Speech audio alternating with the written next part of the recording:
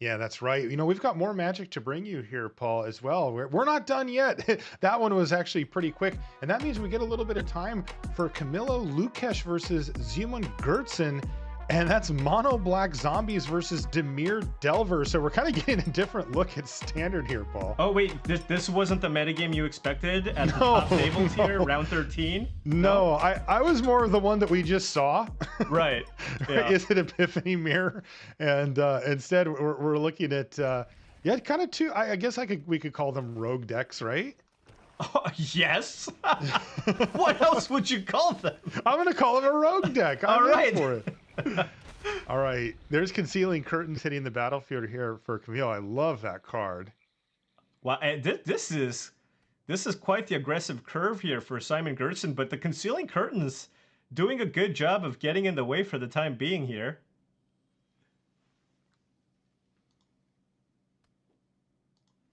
See, double Champion of the Perished opener here for Simon. He also has double Tainted Adversary. That's it, though. Just a bunch of lands otherwise. Yeah, I think Simon, just considering the different merits of kind of sequencing his creatures here, he can either go Tainted...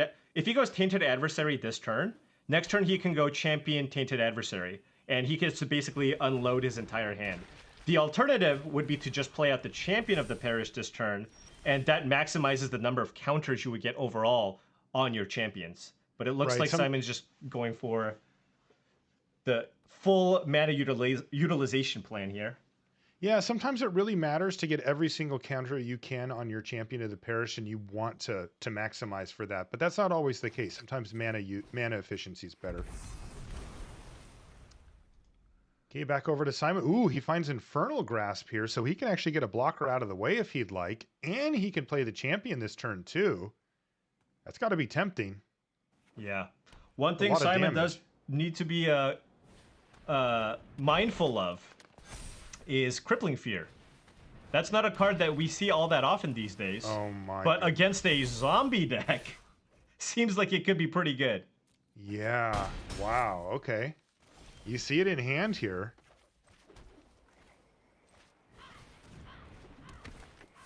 All right, there's Graveyard Trespasser hitting the battlefield. Simon's deciding to just run out all of his creatures. He does have one creature that would survive the Crippling Fear. The Champion of the Parish, the OG, is at 4/4, but the rest are very vulnerable to that sweeper. Yeah, I mean, we're going to see a lot of damage here. We're going to see an Infernal Grasp here on the Trespasser, attack with everything. If Camillo's only really good block is a block on the Champion of the Parish, and he's going to take 8. He's going to go down to 6.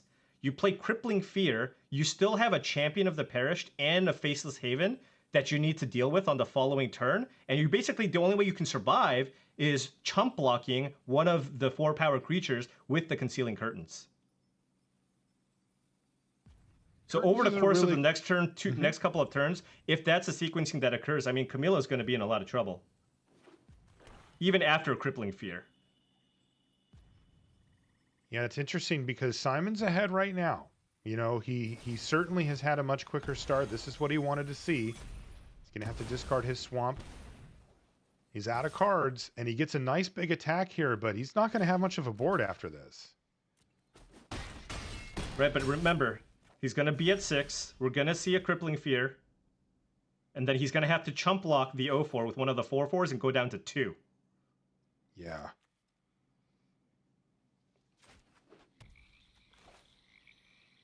This is where creature lands can be so critical post-sweeper, right? When they can get you right back in there with damage right away. This is game 3, by the way, between these two. I want to remind you at home, these guys are 9-3. They're on the same record as our prior match. And they have the same exact considerations. A win here would mean I control my own destiny. I can still win out and make the top 8, and nobody can tell me any different. Here comes Faceless Haven and Champion. One of these is going to have to get blocked, and down to 2 goes Camillo. Can he get out of this? Yeah, so we have a flunk and then a chump block. Hermit. We have a flunk and a chump block available here. So he will survive this next turn, assuming Simon doesn't have anything else here.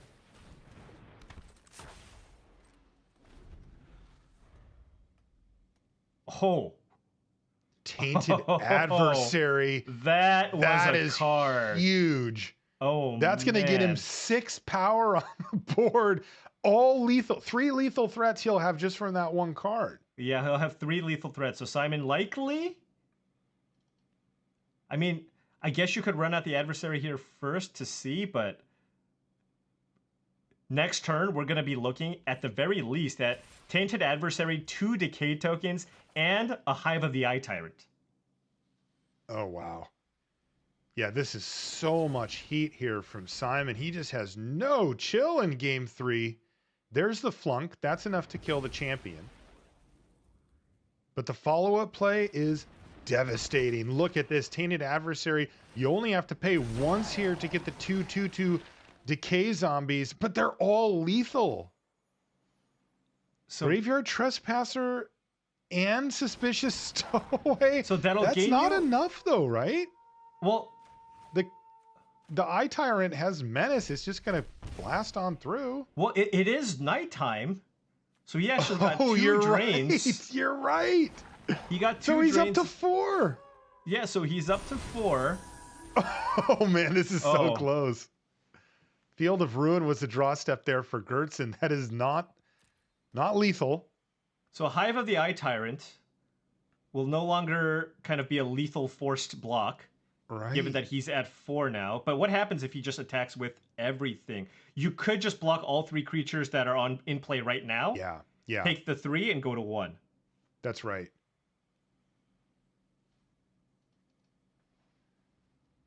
Oh, man, this is close.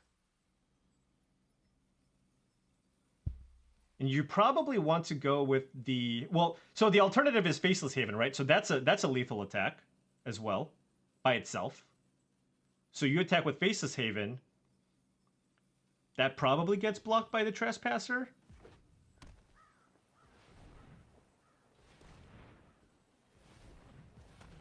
Okay, so we're getting in with the Eye. Okay, Hive of the Eye Tyrants fired up, and everything's going to hit the red zone. This is Simon Görtzen really taking advantage of those decay zombies. Look, they're not going to be here after this combat, but they actually matter right now.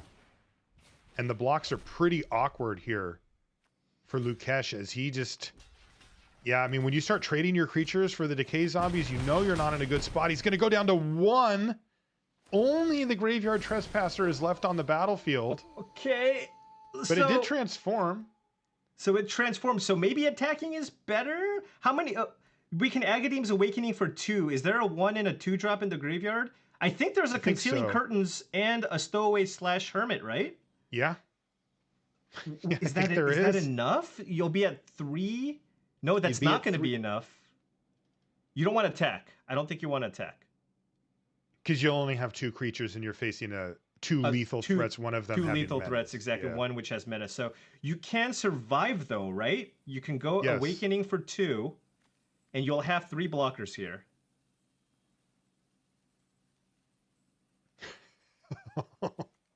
Simon is like, what do I got to do? You know, I got him down to 2. Now I got him down to 1. Oh, excuse me. The curtains was exiled, I believe. Oh, okay, that's the exiled card. But he still had access to 2 creatures this turn. Okay.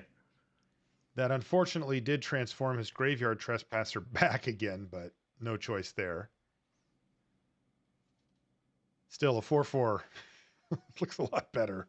Yeah, and it's so tough having any sort of good blocks against the Tainted Adversary, as it does have Death Touch. It does, yeah. Really tough. Now, in this case, you know, he wouldn't mind getting the Concealed Curtains in the yard to turn on the Awakening for a similar play that you described for this turn, but instead for next turn. Right. But he needs to make some headway, right? Like, Camillo needs to trade a few creatures off, get a 2-for-1 back, and have Simon basically brick. Now, Simon drew Champion of the Parish, so that's not a brick, right? Right now, every creature's lethal. When you're at 1. They're all good, so... Yeah. And he has enough mana, by the way, to still fire up one of his creature lands and still cast Champion. So that matters too. And yeah, it looks like Simon wants to fire up the Hive. Again, this is another... Can he take away the 2-drop from the graveyard? So that's what I was going with it. Yeah, for sure. Like now when you do this attack, you make it so that a card like Agadeem's Awakening is less effective, along with a card like Graveyard Trespasser, right? The less creatures that you have access to in the graveyard, the less life you can potentially gain over the course of a game. Camillo manages to survive again. There's the champion. An island off the top. Can this get him 2 creatures is the question. It We can get him 3 creatures. Okay. Wow, Camillo Lukesch is back again. All right, now he's at 2. So the champion is not a lethal attack. Is he thinking about attacking with this Geist? No way, right? He's looking at it. No way. I mean, the Hive of the Eye Tyrant's dead, so no more menace threats. But, I mean, there's a good double block probably somewhere. Oh, Fell Stinger off the top for Simon Görtzen. 2 damage! He can target his opponent with Oh, man. Who needs burst spells when you're Simon for the burn? You know what? You can draw 2. Here you go, buddy. Here's some cards.